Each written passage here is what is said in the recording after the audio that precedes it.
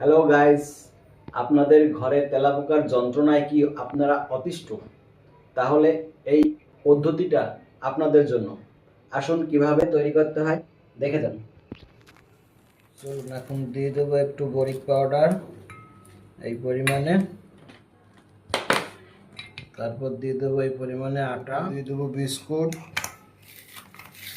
বিস্কুটটা গুঁড়ো করে নিলাম। এখন এটার সাথে মিলিয়ে নেব।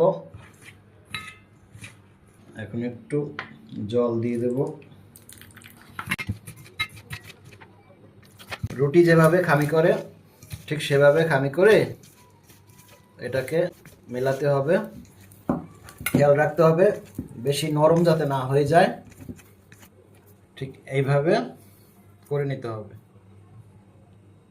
এভাবে ছোট ছোট করে লাড়ুর মতো গোল গোল করে রাখবেন।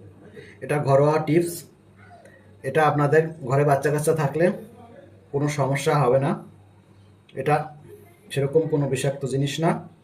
এটা শুধু বরিক পাউডার, আটা আর বিস্কিট এগুলা মিক্স করে আপনাদের ঘরে যেখানে যেখানে তেলাপোকা আছে ঠিক সেখানে সেখানে এভাবে একটি দুটি করে রেখে দেবেন। দেখবেন একদিন দুদিন পরে খেয়ে তারা মরে দৌড়াচ্ছে। হয়ে গেল।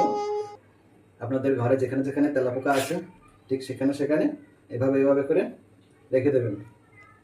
দেখবেন একদিনের মধ্যে তেলাপোকা খেয়ে মরে যাবে।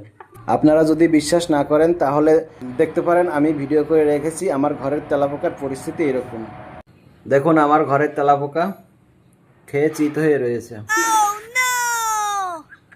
এই টিপসটা আপনারাও অ্যাপ্লাই করতে পারেন, এতে আপনাদের অনেক উপকার হবে। যদি ভিডিওটা ভালো লাগে তাহলে অবশ্যই লাইক, কমেন্ট এবং শেয়ার করে দেবেন। সবাইকে ধন্যবাদ।